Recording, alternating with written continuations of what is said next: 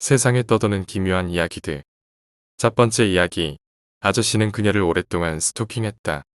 고향 친구에게 들은 경험담을 풀어볼까 합니다. 여자인 친구였는데요. 이 친구의 이야기를 처음 들은 건 고교 졸업 후 21살 때쯤 군대 가기 전에 다른 친구들과 여럿이 바다에 놀러 갔다가 밤에 술 한잔하면서 서로 무서운 경험담을 이야기를 하면서 시작됩니다. 저희 고향은 경북의 작은 동네입니다. H양은 딱히 특별할 것도 없이 지극히 평범한 친구였어요. 다만 어떤 아저씨와 자주 마주친다는 것 하나만 빼고요. 횡단보도에서 신호를 기다린다던가 편의점 앞에서 아이스크림 봉지를 까던가 혹은 그냥 걷다가 문득 뒤돌아보게 되는 경우 다들 있으시잖아요. H양은 항상 그런 건 아니었지만 그렇게 뒤돌아볼 때 가끔씩 어떤 아저씨와 눈이 마주쳤다고 합니다. 그냥 무뚝뚝하게 생긴 평범한 아저씨라고 했는데 뒤를 볼 때면 몇 걸음 뒤에서 그 아저씨가 쳐다보고 있었다고 해요. 그리고 눈이 마주치면 그냥 자연스럽게 고개를 돌리고 자기 갈 길을 가더래요. 항상 마주치는 게 아니고 두어 달에 한 번, 어쩌다가 한 번씩 마주치는 아저씨였는데 그게 항상 같은 방식으로 뒤돌아보면 눈이 마주치고 눈이 마주치면 그냥 갈 길을 가더랍니다. 그런데 느낌이 스토킹이나 범죄자 그런 느낌이 아니고 그냥 길 가다가 우연히 눈 마주친 그런 느낌이라 처음엔 별로 신경을 쓰지 않았다고 해요. 그리 큰 동네도 아니라 여러 번 마주친 것도 그닥 신경 쓰이진 않았다고 합니다. 그런데 우리 동네가 아니라 다른 지역에서도 이 아저씨와 마주치게 되면서 뭔가 이상하다는 걸 느끼게 되었다고 합니다. 추석에 할머니 댁에 갔다가 심부름하러 나갔을 때 한 번 마주치고 이상한 느낌을 받았는데 결정적인 건 고2 때 제주도 수학여행을 갔는데 거기서도 이 아저씨와 마주쳤다고 합니다. 그때부터 뭔가 이상하다는 걸 알아채고는 학교에서 친구들과 상담을 해봤다고 해요. 친구들은 그렇게 자주 마주치는 사람이면 사람 많은 데서 마주칠 때 인사나 해봐라 라고들 했는데 H양의 말하길 이 아저씨는 그냥 걷다가 마주친 적은 단 한 번도 없고 꼭 뒤돌아볼 때만 만나게 된다는 겁니다. 그리고 마주쳤을 때는 뭔가 말을 걸어봐야겠다.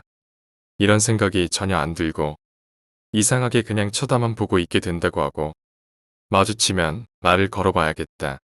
이런 생각을 하고 있을 때는 한 번도 본 적이 없다고 하네요. 그냥 언제나 무방비 상태에서 뒤를 볼 때 눈이 마주치고 고개를 돌려 자기 갈 길을 가는 아저씨를 잠깐 동안 멍하니 쳐다보다가 또 마주쳤네. 이 생각만 든다고 합니다. 이런 경험담을 21살 때 처음 듣고는 그냥 별로 무섭지도 않고 다른 친구들도 그게 뭐냐 하는 반응이었지만 대학 가서도 몇 번 봤다는 말에 수호령 같은 게 아닐까. 스토커 귀신 같은 게 아닐까.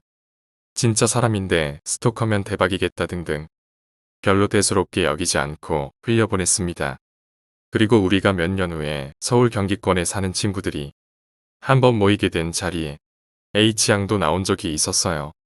제가 그때 들었던 경험담이 생각이 나서 그 아저씨는 아직도 따라다니냐 하면서 농담조로 물어봤는데 H양이 그때보단 좀 더 심각한 분위기로 말을 꺼냈습니다.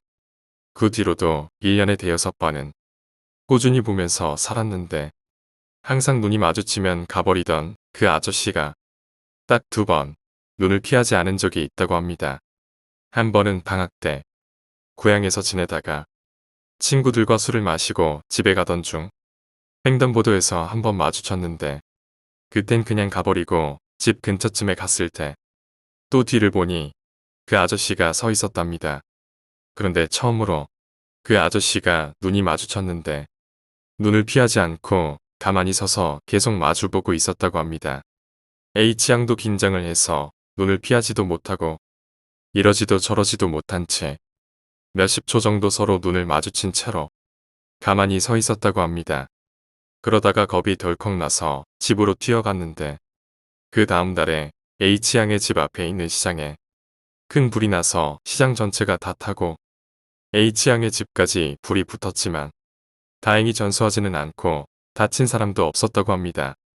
두 번째는 학교 수업이 끝나고 아르바이트를 하러 가는 길에 또 뒤돌아보다가 마주쳤는데 이번에도 눈을 마주친 채로 서 있었다고 합니다. 이번에는 H양도 바로 이상한 기분이 들어서 얼른 고개를 돌려 갈 길을 갔다고 해요. 그리고 며칠 후에 H양의 아버지가 교통사고로 고인이 되셨습니다. H양은 그 아저씨가 자신의 주변에 해를 끼치는 건지 위험을 알려주려고 했던 것인지는 잘 모르겠지만 아직 자신에게 직접 피해를 준 적은 한 번도 없으니 앞으로도 크게 신경을 쓰지 않고 살겠다고 하더라고요. 이제 저희는 30대 중반이 되었고 H양도 가정을 이뤄서 잘 살고 있습니다. 그 뒤로도 저희는 종종 모임을 가졌는데 저는 가끔 생각이 나면 그 뒤에 서 있는 아저씨는 아직 따라다니냐고 묻곤 합니다. 그 아저씨는 아직도 H양을 따라다니는 듯 하더군요. 그 아저씨가 다시 눈을 피하지 않는 날이 오지 않기를 바란다고 합니다. 두 번째 이야기, 딸이 엄마에게 전하는 말. 엄마, 예전에 내가 엄마랑 싸우고 한동안 연락 안 했을 때 기억나? 그때 있잖아. 나는 완전히 다른 사람이 됐어. 비유적 표현이 아니라 정말 다른 사람이 됐다고. 있지. 엄마 딸 김혜정은 그때 죽었어. 그것도 내가 죽였다. 놀랐지? 장난치는 거 아닌데. 장난 같아 보여? 한 20년 됐나. 우연히 지갑을 하나 주었거든. 돈만 빼고 버렸으면 됐는데. 그냥 궁금하잖아. 누군가의 개인정보를 몰래 본다는 게 생각보다 짜릿하거든. 그렇다고 별게 있었던 건 아니고 현금 몇만 원, 영수증, 학생증, 남자친구랑 같이 찍은 사진 정도. 근데 또 그게 보다 보니까 궁금해지더라고. 지갑 너머로 보이는 이 아이는 실제로는 어떤 삶을 살고 있을까 하고 말이야. 처음은 호기심이었어.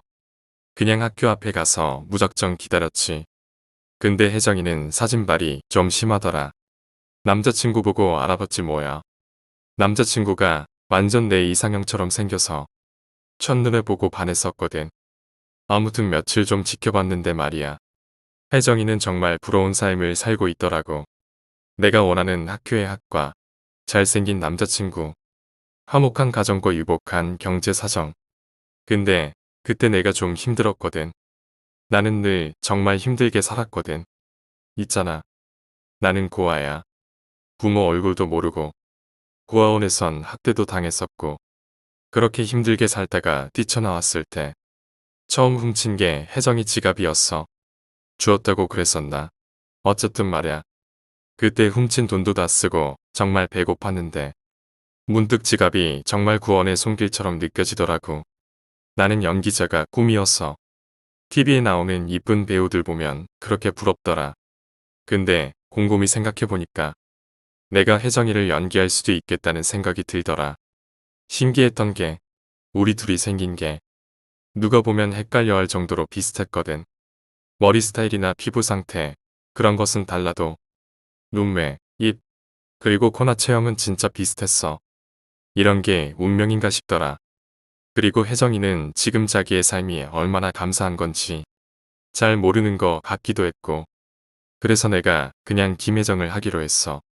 생활 패턴이나 습관, 지금 만나고 있는 사람 같은 것은 매일 몰래 숨어서 지켜보는 걸로 됐는데 얘가 어떤 인생을 살아왔는지는 알아내기 힘들더라고. 그래서 왜 그때 있잖아 그때 엄마한테 엄청 화내는 문자 보냈을 때 그거 실은 내가 보낸 거였어. 그렇게 어렵진 않더라. 한 사람의 일생을 전부 듣는 건 딱 일주일이면 충분했어. 아니, 그 사람이 스스로 말하고자 한다면 훨씬 더 적게 걸리겠다. 혜정이가 내 계획을 눈치챘는지 뭔가 자꾸 거짓말을 하더라고. 그래서 내가 아는 사실이랑 다른 말을 할 때마다 손톱을 뽑았어. 3개 정도 뽑고 나니까 그 뒤론 사실만 말하는 것 같더라. 나중에 손톱은 다 뽑아버렸어.